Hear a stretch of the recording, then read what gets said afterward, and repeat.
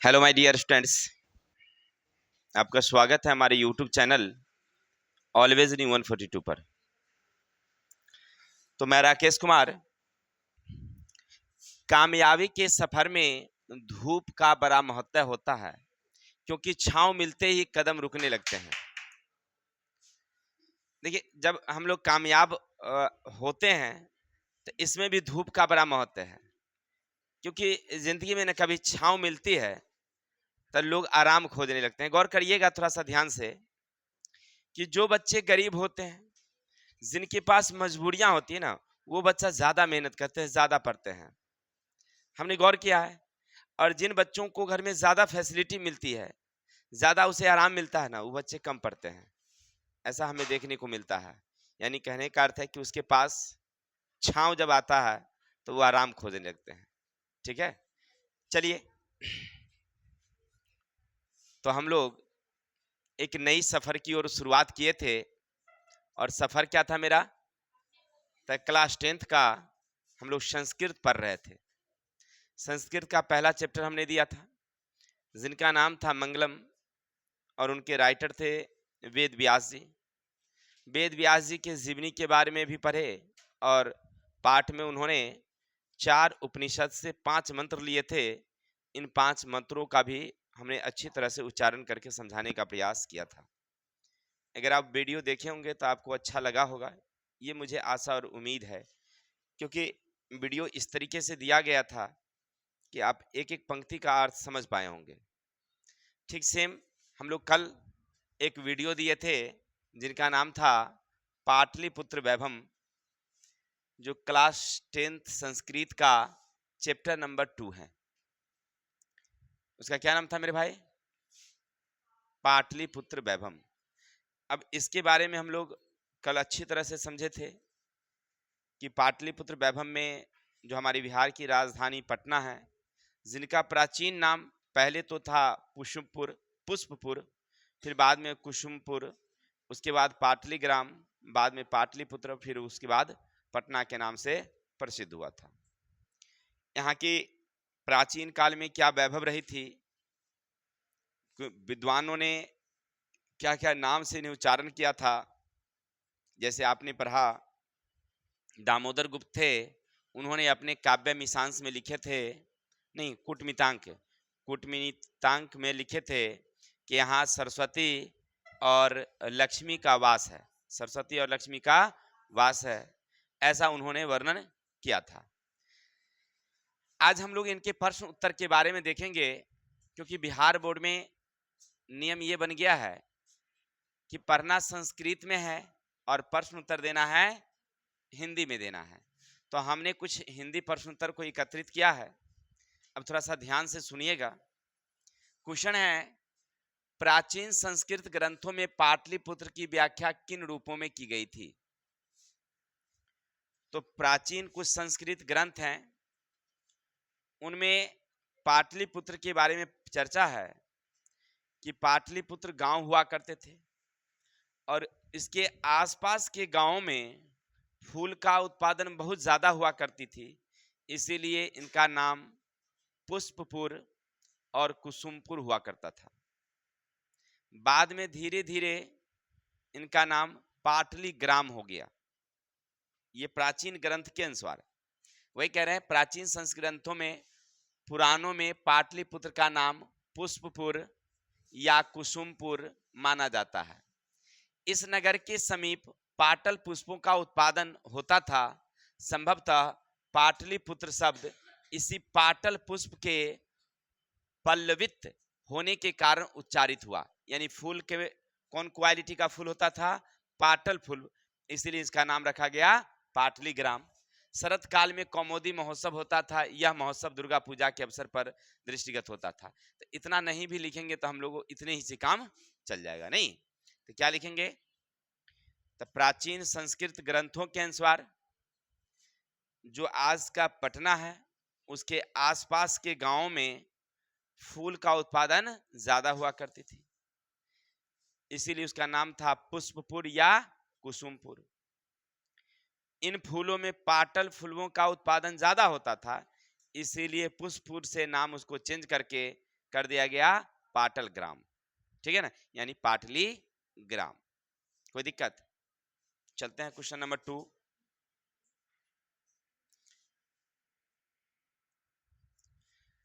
पाटलिपुत्र नगर के वैभव का वर्णन करें, यानी पाटलिपुत्र नगर जो थी उनकी क्या वैभव थी उनके बारे में लिखेंगे। पाटलिपुत्र प्राचीन काल से ही अपनी वैभव परंपरा के लिए विख्यात रही है।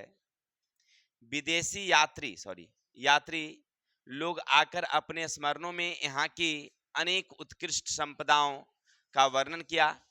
जैसे मेगास्थनीस ने लिखा है, चंद्रगुप्त मौर्य के काल में यहाँ की शोभा और रक्षा व्यवस्था अति उत्कृष्ट थी। इसके बाद राजा अशोक के समय में यहाँ पर निरंतर समृद्धि रही है। कवि राजशेखर अपनी रचना काव्य मिशांश में ऐसा बात करते हैं कि बड़े बड़े कवि, व्याकरण, भाष्यकार यहाँ परीक्षित हुए। आज पाटलिपुत्र नगर पटना के नाम से जाना जाता है। यहाँ संग्रहालय हैं, गोलघर हैं, जैविक उद्यान इत्यादि दर्शनीय स्थल हैं इत्यादि। यानी आप इसको इस तरह से लिख सकते हैं, लिखेंगे पाटलिपुत्र का वैभव। लाइट कुछ खराब नहीं लग रहा है, चलिए भाई लिखेंगे पाटलिपुत्र का वैभव का वर्णन करते हुए पाटलिपुत्र वैभव चैप्टर में लिखा गया है कि प्राचीन काल से पटना यानी पाटलिपुत्र काफी वैभव में रही है। सबसे पहले हमारे एक कवि थे जिनका नाम था दामोदर गुप्त। उनकी एक रचना थी जिनका नाम था कूटनिम्ताख्य। उनमें उन्होंने वर्णन किया कि पटना यानी पाटलिपुत्र हमेशा सरस्वती और लक्ष्मी का वास स्थान रहा है। यानी यहाँ हर घर में लक्ष्मी, हर घर में सरस्वती वास करती है।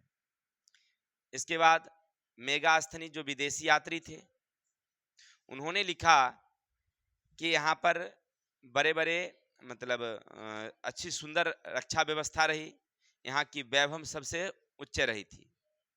साथ ही साथ राजशेखर ने यहाँ पर बताया कि यहाँ पर बड़े बड़े विद्वानों का आगमन हुआ था, जिनमें कनाद थे, पतंजलि थे, पाणिनि थे इत्यादि। ठीक है, आगे हैं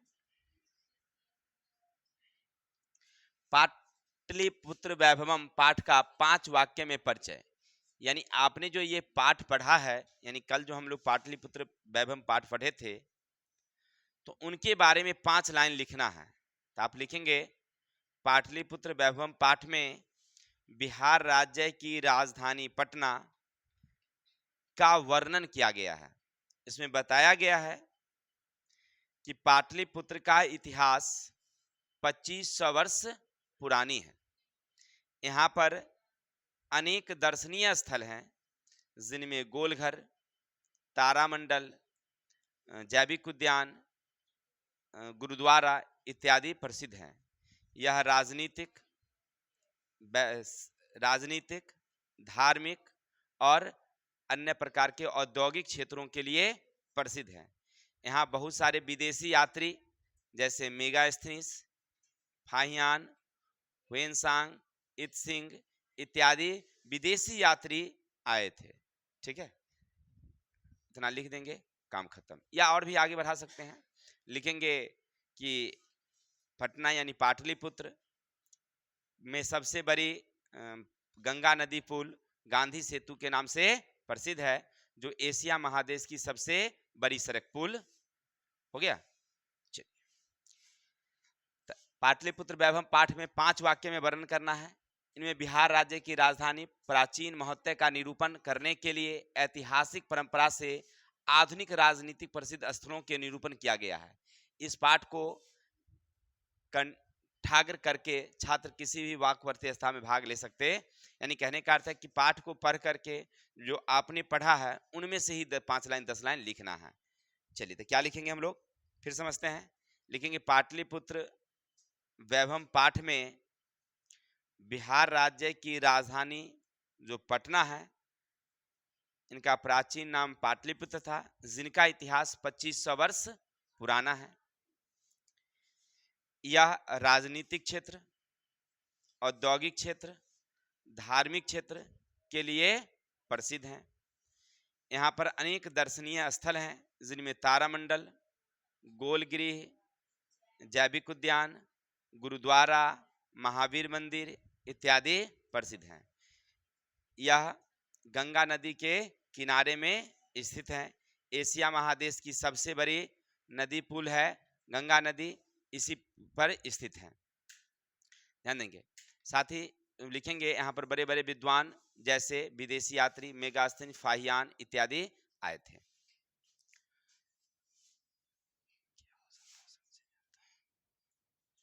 आगे चलते हैं, सुनिएगा। कवि दामोदर गुप्त के अनुसार पाटलिपुत्र कैसा नगर है?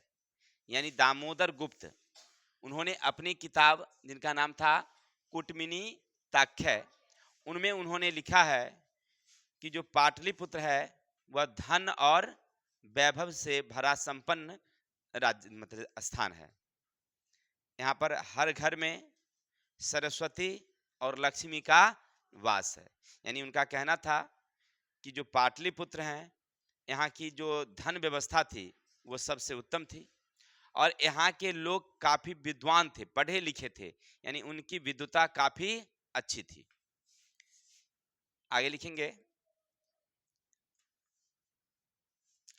पाटलिपुत्र को शिक्षा का प्राचीन केंद्र क्यों माना जाता है?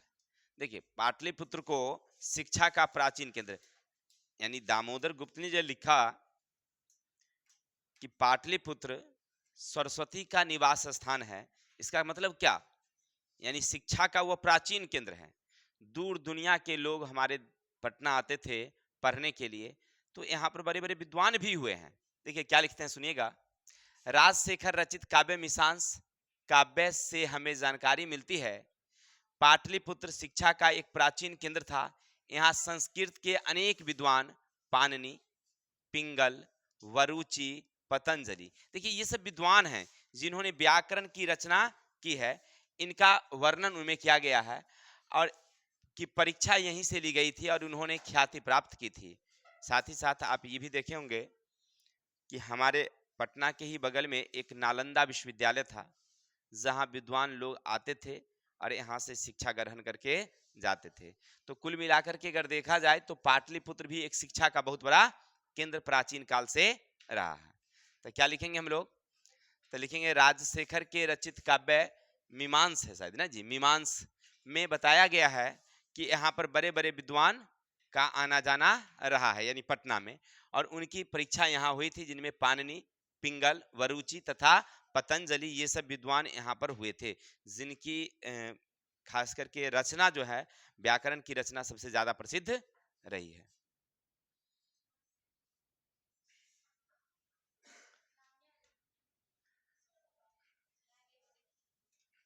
देखिए हो थोड़ा सा आया होगा लाइन तो दीजिए स्विच इसका। देखो है, देखो विद्युताई का। चंद्रगुप्त मौर्य तथा अशोक के समय पाटलिपुत्र कैसा नगर था? सुनिएगा, कहता है चंद्रगुप्त मौर्य, सुनेंगे, चंद्रगुप्त मौर्य और अशोक के समय पाटलिपुत्र कैसा नगर था? तो लिखेंगे चंद्रगुप्त मौर्य के समय जो पाटली ग्राम था यानी पाटलिपुत्र था, उनकी रक्षा व्यवस्था और जो सुंदरता थी वो काफी अच्छी थी। दूसरा, उनकी जो अशोक के समय में उनकी जो वैभव थी वो काफी प्रसिद्ध रही है। हो गया तो छोड़ दीजिए ना, तो क्या डिस्टर्ब। चलिए ध्यान देंगे, क्या लिखेंगे? चंद्रगुप्त मौर्य के समय में जो पाटलिपुत्र की रक्षा व्यवस्था थी काफी, तानिया तोलिया ले आओ तो नीचे से थोड़ा सा। लिखेंगे चंद्रगुप्त मौर्य के समय पाटलिपुत्र की रक्षा व्यवस्था काफी मजबूत थी, उत्तम थी, और अशोक के समय इनकी वैभव का मतलब धन दौलत, यहाँ के लोग काफी अमीर थे, इनकी जो धनाढ्य था वो सबसे ज्यादा था। आगे हैं, पाटलिपुत्र के प्राचीन महोत्सव का वर्णन करें। यानी पाटलिपुत्र में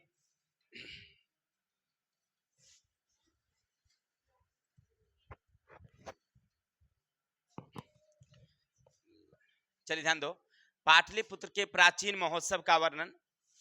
तो लिखेंगे पाटलिपुत्र में एक प्राचीन महोत्सव गुप्त वंश शासन काल में मनाया जाता था, उसका नाम था कौमुदी महोत्सव।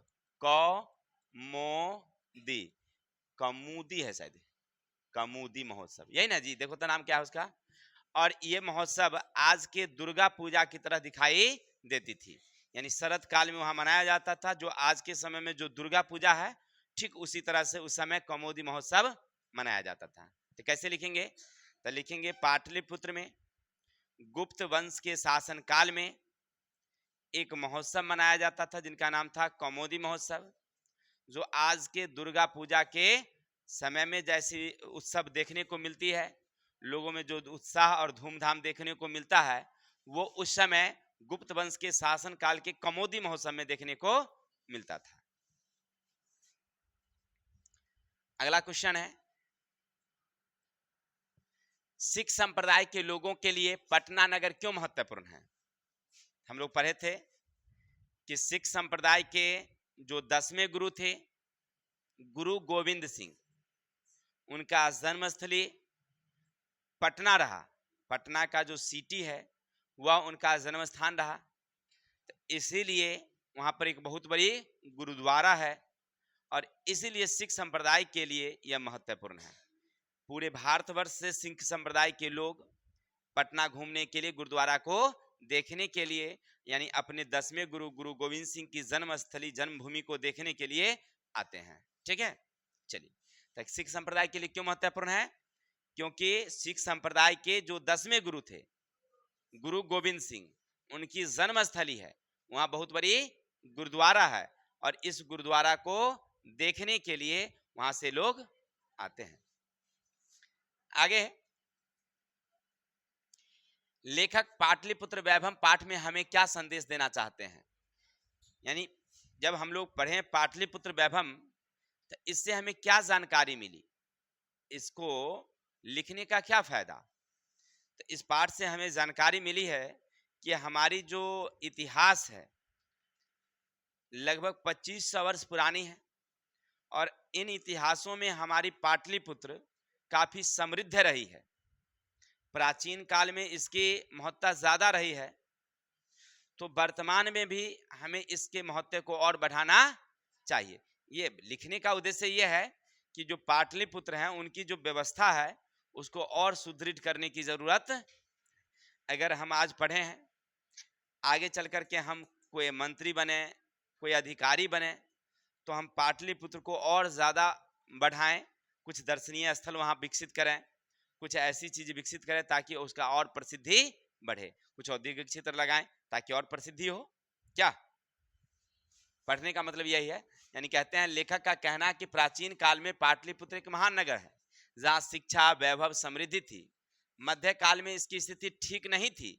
मुगल काल में इस नगर का पुनः उद्धार हुआ तथा अंग्रेजी शासन काल में वर्तमान नगर का अत्यधिक विकास हो रहा है। तो हमें भी इस विकास को क्या करना चाहिए? बरकरार रखना चाहिए, लगातार विकास होती रहे। यानी हम पढ़ लिख करके अगर अधिकारी बने, मंत्री बने, तो इस ध्यान रखें कि प्राचीन काल की जो एक स्थल है उसको और आगे हम बढ़ाते रहें।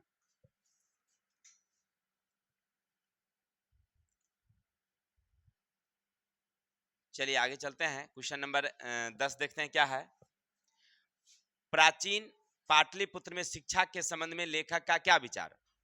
तो देखिए, प्राचीन पाटलिपुत्र में शिक्षा के क्षेत्र में इनका बहुत बड़ा योगदान रहा। वर्तमान में तो अभी देख ही रहे हैं, बड़े बड़े IPS IAS की तैयारी अगर करनी हो तो हमें बिहार राज्य की राजधानी पटना ही जाना पड़ता है। बड़े बड़े संस्थान हैं वहाँ पर, और कम से कम फी में बड़ी मतलब संस्थान जो है आपको इसकी तैयारी भी करवाती है। चलिए, बहुत अच्छी बात है। लेकिन प्राचीन काल में भी इनका योगदान बहुत अच्छा रहा था, जिनमें कुछ विद्वान हैं। देखिए, कहते हैं प्रस्तुत पाठ में लेखक ने बताया कि दामोदर नामक कवि से हमें जानकारी मिलती है कि सरस्वती के वंशज यहाँ रहते थे। राजशेखर कवि के अनुसार पाणिनि, पिंगल, वरुचि जैसे महान विद्वानों की परीक्षा यहीं ली जाती थी। इससे ज्ञात होता है कि प्राचीन पाटलिपुत्र शिक्षा का एक महान केंद्र था। यानी इस बात से हमें जानकारी मिली कि प्राचीन काल में पटना का बड़ा ही महत्व रहा था। किसके कारण? क्योंकि यहाँ पर सरस्वती का निवास स्थान है। बड़े ही ज्यादा आईपीएस आईएएस अधिकारी कहाँ से निकलते हैं? बिहार से निकलते हैं, पटना से निकलते हैं। साथ ही साथ प्राचीन काल में जो महान महान विद्वान हैं, जिनका नाम है पाणिनि, पिंगल, वरुचि, पतंजलि, इन सब की परीक्षा भी यहीं से होती थी। अर्थात ये प्राचीन काल में भी शिक्षा का बहुत बड़ा केंद्र रहा था। आगे हैं, लेखक के विचार में प्राचीन काल से आज तक पाटलिपुत्र किस प्रकार नगर रहा है? तो लेखक के अनुसार प्राचीन काल से लेकर जो हमारी पाटलिपुत्र आज तक है, प्राचीन काल में इनकी जो व्यवस्था थी काफी उत्तम थी, यह महानता की ओर थी। लेकिन मध्य काल में इसकी महानता थोड़ी सी गिरावट आ गई थी। बाद में जब मुगल काल आया, फिर अंग्रेजी काल आई, तो ऐसे समय में फिर से इसका विकास होना शुरू हुआ है और वर्तमान में भी इसका खूब विकास हुआ है। अब तो सुने हैं मेट्रो भी शुरू हो गई है। मेट्रो ऐसे हम कुछ दिन पहले गए थे तो उस समय शुरू नहीं हुआ था, लेकिन अभी सुने हैं कि शायद शुरू हो गया है। यानी कहने का अर्थ है कि पटना का भी खूब विकास वर्तमान में हो रहा है। ठीक है, अभी भी हम देखते हैं, कभी कभी जाते हैं ना तो वहां लगता है कि सड़क काफी चौड़ी चौड़ी है, सड़क काफी चौड़ी चौड़ी है भाई।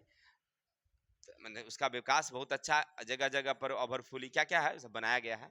चलिए जो भी है, तो लिखेंगे लेखक के विचार से पाटलिपुत्र नगर प्राचीन काल से लेकर आज तक राजनीतिक, धार्मिक, औद्योगिक और शिक्षा जैसे विविध क्षेत्रों में वैभव धारण करता रहा है। यहाँ इनका संकलित रूप से दर्शन किया जा सकता है। यहाँ के लोग कई उत्सव मनाते आए हैं।